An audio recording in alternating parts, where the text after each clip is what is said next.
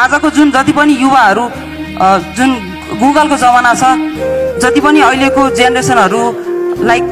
Sports सेक्टरमा future छैन, sports सेक्टरलाई चाहिँ छोडेर भोलि म विदेशी नै हो कि होइन, विदेशबाट चाहिँ मैले थोरै समयमा कमाएको पैसाले भोलिको दिनमा चाहिँ मेरो लाइफ सेक्युर हुन्छ कि भन्ने क्वेसनहरू पनि छ यहाँ। लाइक म जुन सेक्टरमा खुसी हुन्छु, म एउटा चाहिँ स्पोर्ट्समा खुसी छु र मैले चाहिँ कतिको म ती स्पोर्ट्समा कतिको डेडिकेट छु र मैले कतिको मेहनत गरेको छु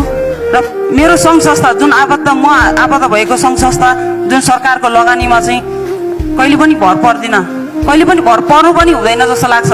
जबसम्म मैले आफ्नो मेहनतलाई कदर गरेर जबसम्म म अगाडि बढ्दिनँ, म आफू चाहिँ एउटा सक्षम व्यक्ति चाहिँ हुन सक्दिनँ जस्तो मलाई लाग्छ। त्यसले गर्दाखेरि अहिलेको नयाँ पुस्ताहरू जति पनि युवाहरू हुनुहुन्छ,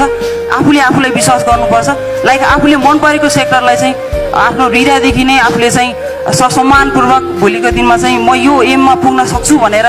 जुन हार्डवर्क गर्नुभयो भने लाइक